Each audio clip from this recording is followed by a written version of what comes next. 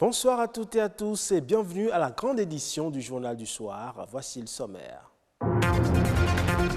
Les producteurs ont besoin des faveurs du climat pour une bonne récolte. Malheureusement, les changements climatiques ne favorisent pas toujours les choses et les agriculteurs s'en plaignent. Que faire? À suivre dans un instant.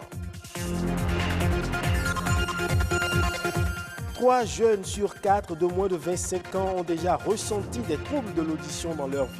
La première cause est la forte exposition sonore qui peut engendrer une fragilisation de l'audition. Enfin, on parlera du coaching et du développement personnel. Un ouvrage est désormais sur le marché. Il lève le voile sur le coaching et ses objectifs.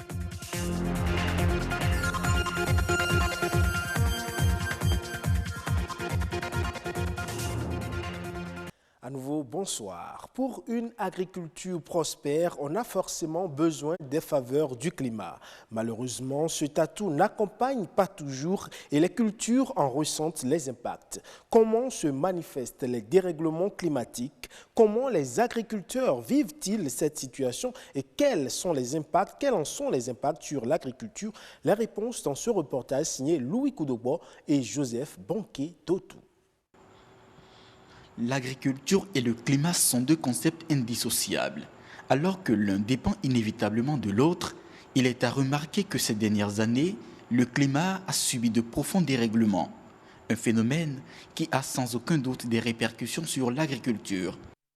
Pour faire une agriculture, vous avez besoin de 2 éléments fondamentaux, à savoir le climat et les sols. Alors que le climat intervient même sur la fertilité des sols. Il n'y a pas d'agriculture sans maîtrise du climat. Maîtriser le climat, c'est donc le défi à relever aujourd'hui. Selon les indicateurs, la pluviométrie tourne autour de 1200 ml d'eau par an dans la région méridionale du Bénin et de 1000 à 1100 dans le septentrion. L'allongement des séquences sèches au cœur des saisons pluvieuses, c'est-à-dire que la pluie commence, à des moments donnés, on estime, en tout cas, on s'attend à ce qu'il pleuve un peu et on n'a pas de la pluie pendant une longue période. On a le raccourcissement des saisons pluvieuses. À des moments donnés, on s'attend peut-être à 60 jours de pluie, mais vous arrivez à enregistrer peut-être 20 jours ou même 15 jours. On assiste aujourd'hui aussi à la concentration des hauteurs pluviométriques sur une courte durée, ce qui crée généralement les inondations. Vous allez voir des changements au niveau de la température. Il y aura l'émergence des espèces de bioagresseurs envahissants et cela va négativement impacter la productivité agricole.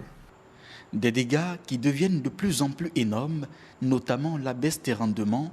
Les agriculteurs souffrent le martyre. Les agriculteurs qui attendaient les premières pluies pour mi-mars, qui ont déjà fait le labour, ont semé et attendent que les premières pluies tombent pour que la germination commence, pour que la plante puisse commencer par se développer, n'ont pas ces pluies-là. Ces graines-là pourrissent et le rendement escompté n'est pas au niveau. Vous perdez votre production au finish. Des fois, il n'y a pas de rendement, il n'y a pas de revenus, c'est la famine et les gens y quittent.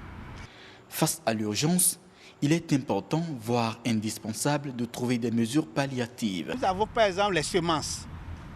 Il faut acheter des semences ou bien mettre des semences assez courtes. Vous voyez, il faut mettre des haies pour ceinturer nos exploitations. Il faut faire des sillons en parallèle par rapport aux champs. Des mesures d'atténuation et des stratégies susceptibles de réduire de façon significative les affres des dérèglements climatiques sur la production agricole. On parle à présent de la santé de nos oreilles. S'il y a des personnes qui naissent sourdes, il y en a d'autres qui le deviennent par imprudence, notamment à cause de certains comportements peu recommandables qui endommagent progressivement leurs organes récepteurs de son. En effet, selon certaines études, 3 jeunes sur 4 ont déjà ressenti des troubles auditifs dans le monde. Une perte d'audition qui se traduit lorsqu'une partie des signaux sonores arrivant à l'oreille externe n'atteint plus le cortex cérébral, ce qui se caractérise par une diminution provisoire ou permanente des facultés auditives. Pour mieux comprendre, suivons cette interview réalisée par Joseph Bonquet-Totou. L'audition, c'est un ensemble de mécanismes qui aboutit à l'écoute. L'oreille est divisée en 3 parties. L'oreille externe, l'oreille moyenne et l'oreille interne. Les troubles auditifs résultent donc d'une atteinte de l'une ou l'autre de ces différentes structures. Les troubles auditifs vont aller soit de la baisse de l'audition, qu'on appelle une hypoacousie, à la perte de l'audition, qu'on appelle la surdité. En général, en fait, les troubles auditifs sont liés au traumatisme sonore. Donc l'usage abusif des écouteurs, tout le temps écouter la musique à un volume très élevé, surtout lorsqu'on écoute un son préféré. Il y a une cible particulière, notamment les professionnels du son. Donc ceux qui travaillent dans les milieux où il y a trop de bruit, tels que la menuiserie, les menuisiers sont plus exposés, ceux qui travaillent dans les discothèques. Donc ce que nous avons l'habitude de faire, c'est de réaliser une audiométrie tonale qui va tracer un audiogramme. Et de là, si la personne est éligible à la prothèse auditive va l'aider à mieux entendre pour une vie sociale acceptable. Dans le cas contraire, puisqu'il arrive des moments donnés où la surdité est très profonde, c'est-à-dire la personne perd pratiquement la totalité de son audition, là on ne peut rien faire.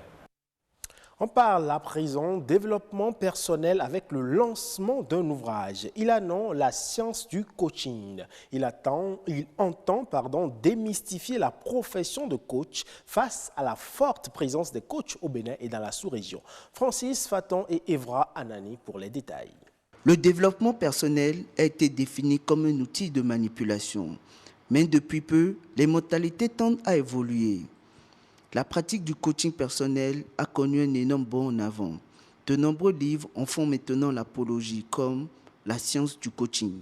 L'ouvrage intitulé La science du coaching comporte 2 parties, structuré en 2 parties. La première partie s'intéresse aux fondamentaux du coaching et la deuxième partie s'intéresse à la personnalité du coach.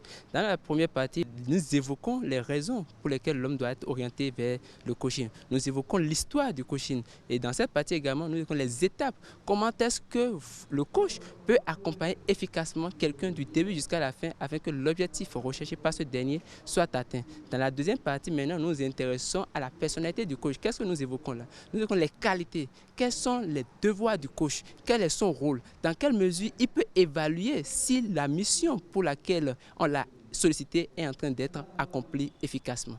Cet ouvrage est un moyen efficace pour redécouvrir la puissance symbolique d'une action. Cela en assumant les enjeux éthiques, imaginaires et affectifs au sein d'une entreprise. Le coaching, c'est la vie. Le coaching, c'est le développement. Mais au-delà, on dira que le premier coach, c'est Dieu. Et ça nettoie l'avis de certains qui estiment que le coaching va en contradiction avec les principes divins. Non, un coach formé, certifié, doit savoir que le premier coach est Dieu. Raison pour laquelle aucun coaching ne peut atteindre l'objectif voulu sans prendre par Dieu. Parce que de quoi s'agit-il? Il faut être connecté à sa source intérieure. Il faut être connecté à son être intérieur. Donc c'est le devoir de connexion à votre être intérieur qui vous révèle vos potentialités, qui vous révèle le processus par lequel vous pouvez un jour atteindre, accomplir votre vision. Et la vision, c'est quoi? C'est la touche que vous apportez à la nature. À travers cette œuvre, l'auteur espère contribuer à une meilleure prestation des coachs, de sorte que toute personne qui fait recours à un coach se rassure que ce dernier a toutes les compétences et aptitudes requises en la matière. Hors de nos frontières à présent, le Congo a enregistré 2848 accidents corporels touchant à 2521 victimes entre janvier et septembre 2019, indiquent les statistiques publiées ce jour par le ministère congolais des Transports à l'occasion de la journée africaine de la sécurité routière. Ce chiffre est légèrement en hausse de 4,21% par rapport à celui de l'année dernière. Les principaux facteurs d'accidents sont entre autres la vitesse excessive et l'usage du téléphone au volant. Le gouvernement congolais invite alors les conducteurs de véhicules à observer les règles du code de la route en respectant les prescriptions mentionnées sur les panneaux de signalisation, dont entre autres la limitation de la vitesse.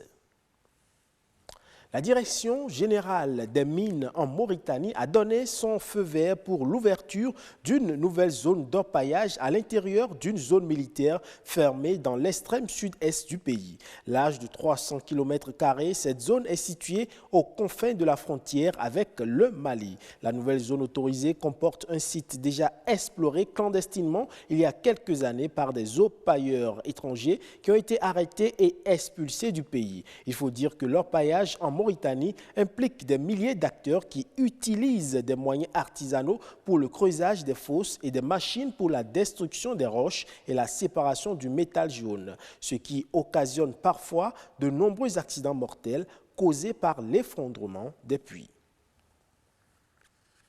Et c'est tout pour l'édition de ce soir. Bonne fin de soirée à toutes et à tous.